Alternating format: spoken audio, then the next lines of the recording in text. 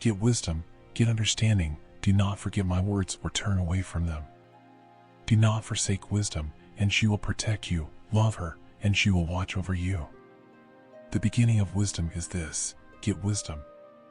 Though it cost all you have, get understanding.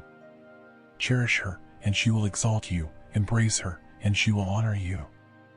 She will give you a garland to grace your head and present you with a glorious crown. Listen, my son, accept what I say, and the years of your life will be many. I instruct you in the way of wisdom and lead you along straight paths. When you walk, your steps will not be hampered. When you run, you will not stumble.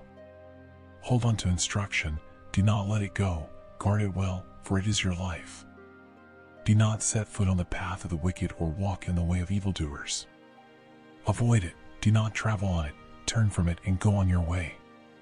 For they cannot rest